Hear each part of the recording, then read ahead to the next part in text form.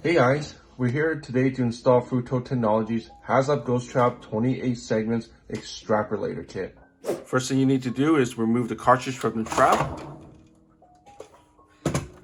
And there are 12 screws in the back here that you need to remove. 1, 2, 3, 4, 5, 6, 7, 8, 9, 10, 11, 12. First, we're going to unscrew the battery cover. And of course, remove your batteries. Then do the first 8 on the very top here. You're going to take a self-tapping screw. And you're just going to screw in a little bit until it has enough to grip on. Grab some pliers and just wiggle it out.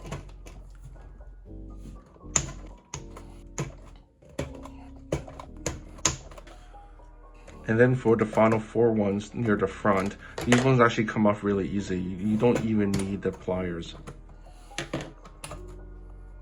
All right, now let's just unscrew them all.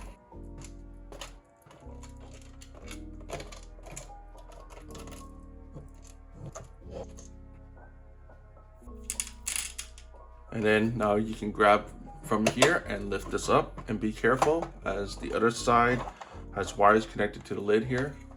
Then we're going to take out the main PCB.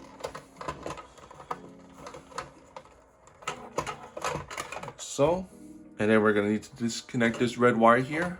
It should be quite simply to just pull it out. Just be careful when you're lifting this up. Make sure this wire doesn't get caught on this yellow component here. So make sure that doesn't get caught up. And we're going to remove the big cable here. It's being held down by 2 little tiny tabs on both sides. So you need to just pry those sides up a little bit and it should come off really easily. Okay, and then we're gonna flip this over to the front here. I'm gonna take this off and then we're gonna remove the old Bargraph light. So it's just being held down by the screw here. And then that just yanks off. And then you need to flip this back over and we're gonna try to shimmy it through. So you're gonna pull down on the wire here and you're gonna have to make this go in at an angle. So using some pliers, go in something like this.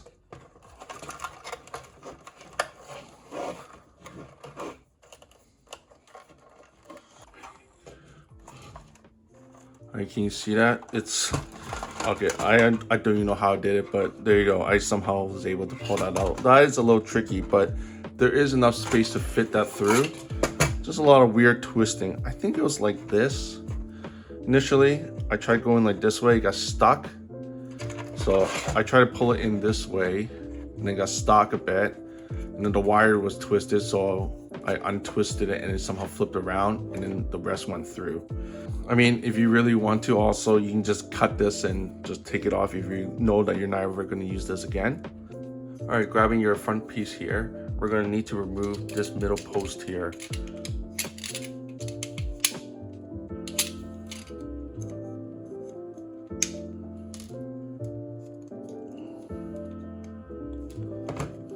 So it should look something like that.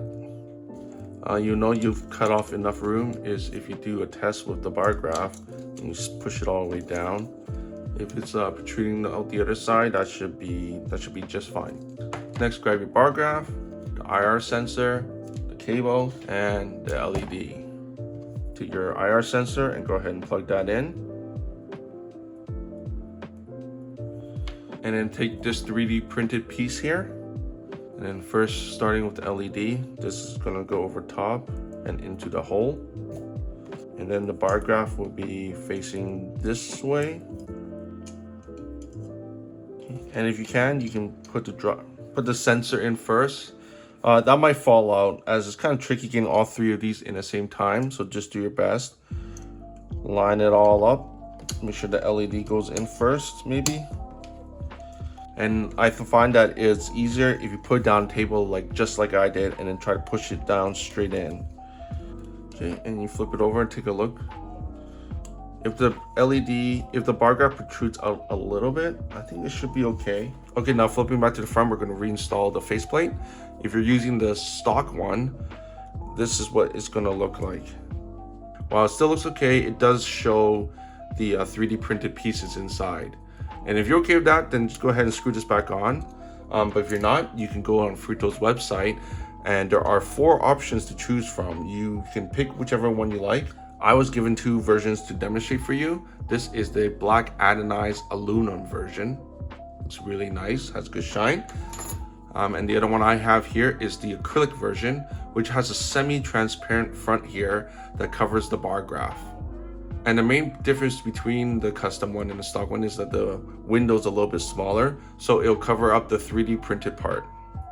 Now, a very important thing when installing this, there is a correct side, even though it looks like it's the same both ways.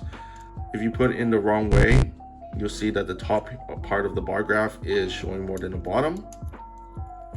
If you flip it over, and suddenly it's perfect. So here's what the aluminum, black anodized aluminum version looks like. Beautiful. And this is what the acrylic version looks like. Also beautiful. Man, I honestly can't decide which one I'd rather use. And when you're ready, go ahead and screw them all in. Okay, grab your cartridge, and now you're gonna take all these wires and you have to feed it through that hole.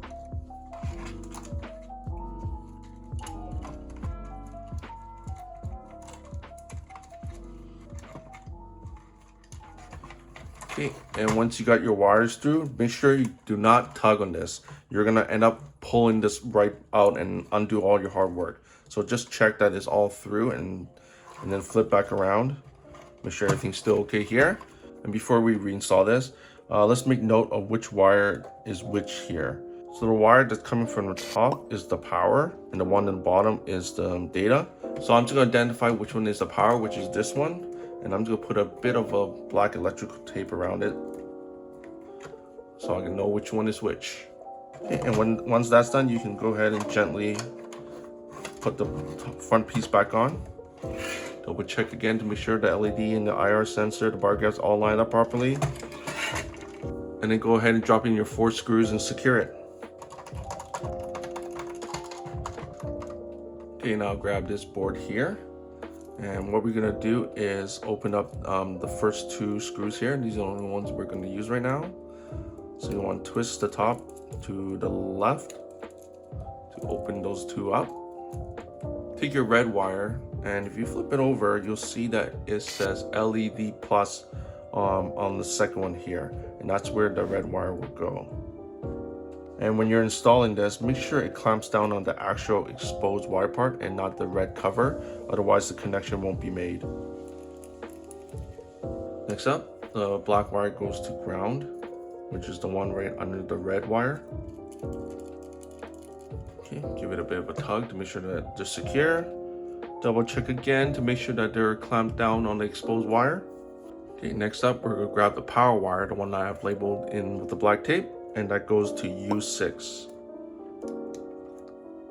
And the other one that came from SCL SDA, that goes into U1.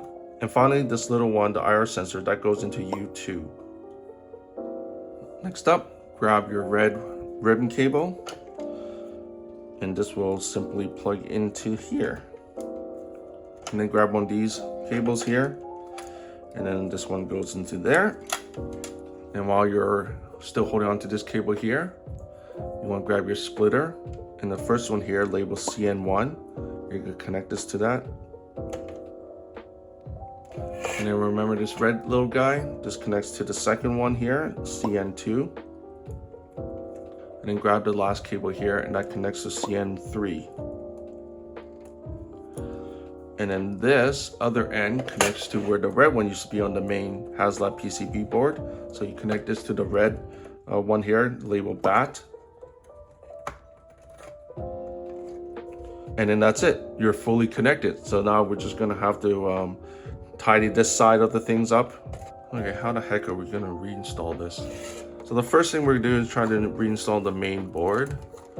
And if you look closely, there's this little silver tabs right here, one there. Hard to show it on camera. There's one right here, there's a little slot here, okay? But there's a pre-made slot, that's where that the this board slides into. So you're gonna have to aim for that when you're reinstalling this.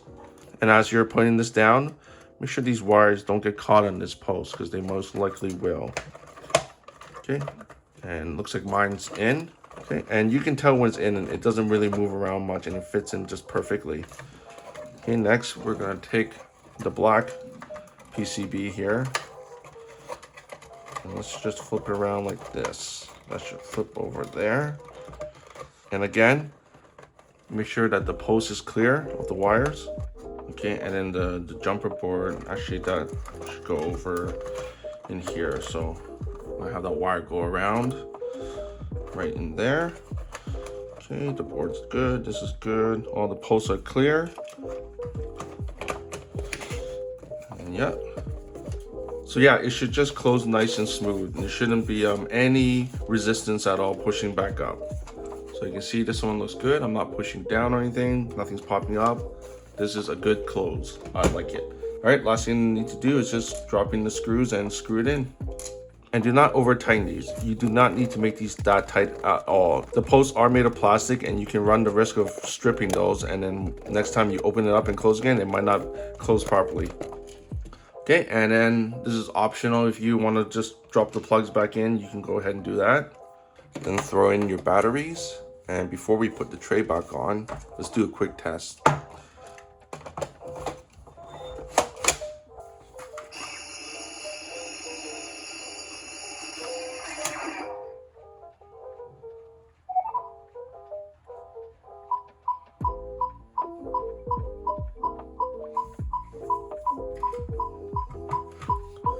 Looks good. You can also test with the IR sensor with your PK meter. I'm not gonna do that here. Yeah, just go ahead and pop the lid back on your battery tray and you're good to go.